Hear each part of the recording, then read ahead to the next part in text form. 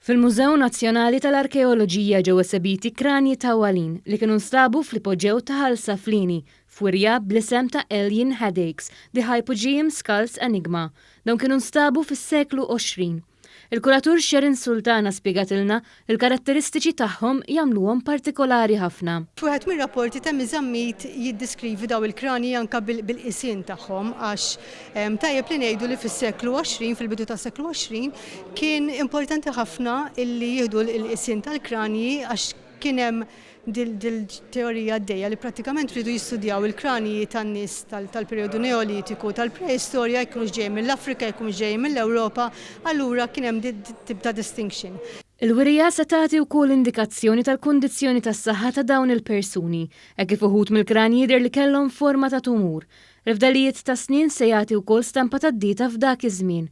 Il-Ministru Jose Herrera ddeskriva l-wirja bħala l-qofol ta' sena impenjattiva ħafna għall-Mużew tal-Arkeoloġija li ħataf l-opportunità biex jagħmel xogħlijiet ta' restawr. Dan l-istudju interessanti għax jindika taħlit ta' nies u ta' ġnus anki f'dak il-perjodu daqshekk antiku daqshekk tal-qedem.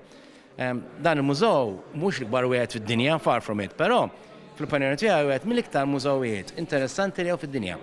Għax għandek fdalijiet ta' storja, ta' umanità illi tmur lura ħafna snin li f'pajjiżi oħra m'għandhomx.